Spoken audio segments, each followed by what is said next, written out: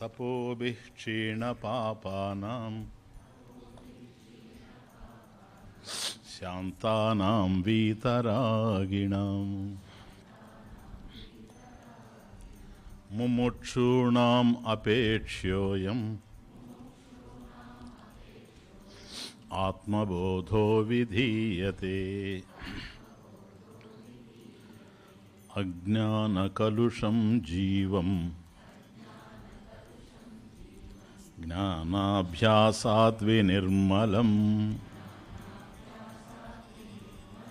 కృత్వా జ్ఞానం స్వయం నశ్యేత్ జలం కతకరేణువత్ యథాకాశో హృషీకేశః నానోపాధిగతో విభుః తద్భేదాద్భిన్నవద్భాతి తన్నాశే కేవలో భవేత్. దేహేంద్రియమనోబుద్ధిః ప్రకృతిభ్యో విలక్షణం తద్వృత్తిసాక్షిణం విద్యాత్ ఆత్మానం రాజవత్సదా. దేహేంద్రియగుణాన్ కర్మాణి అమలే సచ్చిదాత్మని అధ్యస్త్యంత వివేకేన గగనే నీలతాదివత్. దేహ ఇంద్రియ గుణాన్ కర్మాణి అమలే సచ్చిదాత్మని అవివేకేన అధ్యస్యంతి. కథం గగనే నీలతాదివత్ ఇది.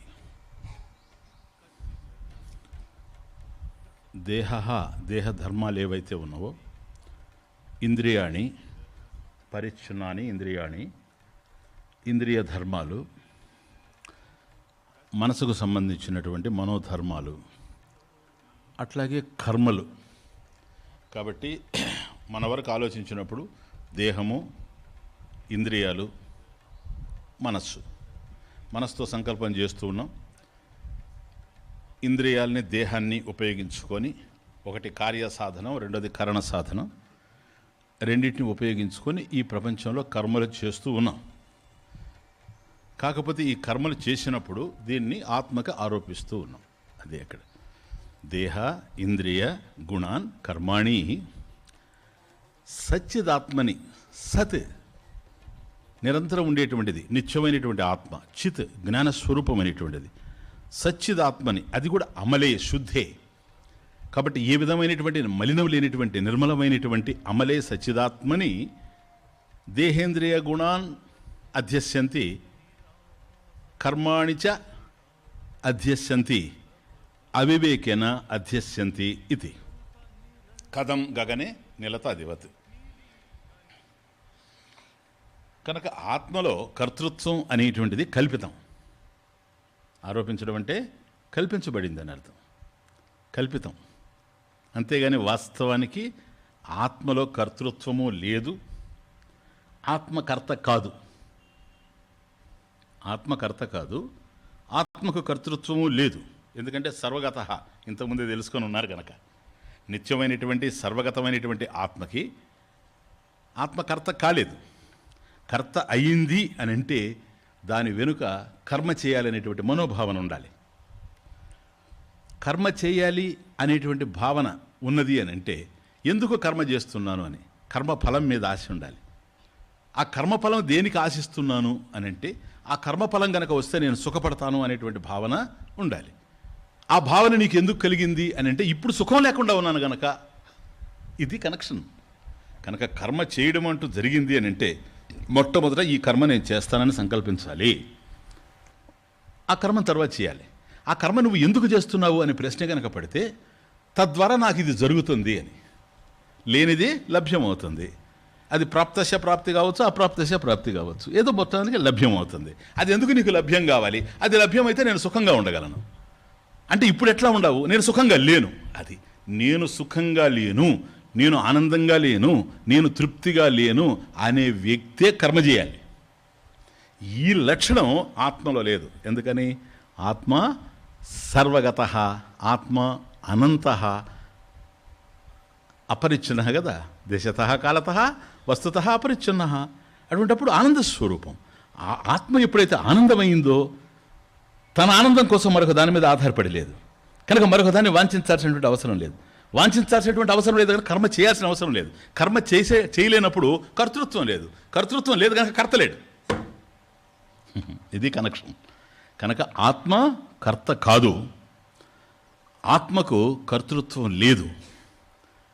ఇప్పుడు మనం ఏమంటున్నాం? అహం కరోమి, అహం శృణోమి.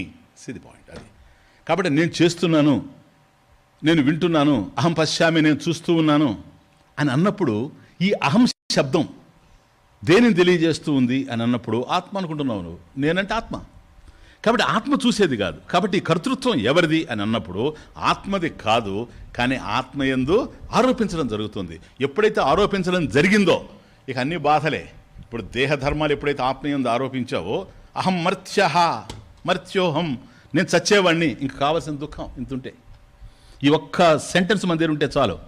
మర్త్యోహం అహం మర్త్యః, నేను చనిపోతాను, చాలదు దుఃఖానికి ఇంకేం కావాలి. కానీ నువ్వు చనిపోయేవాడివి కాదు. చనిపోయేది మరొకటి ఉంది, నేను కాదనడం లేదు. అది దేహమే కానీ మరొకటి కాదు. దేహం చనిపోతూ ఉంది, కానీ నువ్వు దేహము అని అనుకోవడం వల్ల, దేహ లక్షణాలు ఆత్మయందు ఆరోపించడం వల్ల దేహం చనిపోతూ ఉంటే నేను చనిపోతూ ఉన్నా. దేహం రోగగ్రస్తం అయితే నేను రోగగ్రస్తమయ్యా. కాబట్టి దాని ధర్మాలంతా దీని యందు ఆరోపించడం జరుగుతూ ఉంది. ఈ ఆరోపించడం అధ్యస్యంతి, అధ్యాస, సూపర్ ఇంపోజ్ చేయడం. ఇది ఎందుకు జరిగింది? అవివేకేన అధ్యస్యంతి, వివేకం లేకపోవడం వల్లనే జరిగింది. కాబట్టి వాస్తవానికి ఆత్మ కర్త కాదు, ఆత్మలో కర్తృత్వం లేదు. క్లియర్గా ఉంది. ఆత్మే గనక కర్త అయితే, నెక్స్ట్ పోనీ స్వామీజీ ఆత్మే కర్త.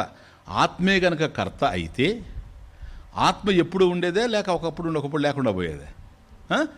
కనుక ఆత్మే గనక కర్త అయితే ఆత్మ ఎప్పుడూ ఉంది గనక సదా కర్తృత్వం కూడా ఎప్పుడూ ఉండాలి, దాని ధర్మం. కానీ కర్తృత్వం ఎప్పుడూ లేదు. ఎందుకని? కర్త ఉన్నప్పుడే కర్తృత్వం ఉంది. నువ్వు ఒక పని చేసినప్పుడే నువ్వు కర్తవి. కర్తగా నువ్వు ఉన్నప్పుడే పని. స్వామీజీ ఏమి చేయకపోయినా చేస్తున్నాడేమో, పోనీలే. సుషుప్తవు, గాఢ నిద్రలో కర్త లేడు. ఏమీ తెలియకుండా నువ్వు నిద్రపోతున్నావు. ఏమి నువ్వు చేయడం లేదు, ఏమి నువ్వు అనుభవించడం లేదు. నువ్వు కర్తవి కాదు, భోక్తవి కాదు. కాబట్టి గాఢ నిద్రలో, సుషుప్తిలో కర్తృత్వం కనిపించకుండా ఉంది కదా? ఉందే? లేదు. ఆత్మ ఉందా లేదా? సుషుప్తిలో కర్తృత్వం లేదు. ఎందుకని? కర్త లేడు. నేను చేస్తున్నాననేవాడు లేడు గాఢ నిద్రలో. కాబట్టి కర్త లేకపోయినా, కర్త లేడు గనక కర్తృత్వం లేదు. కర్తృత్వం లేదు, కర్త లేడు. కర్తృత్వము కర్త రెండు లేకపోయినా ఆత్మ ఉంది. అవునా కదా? లేకపోతే నువ్వు నిద్రలేవు.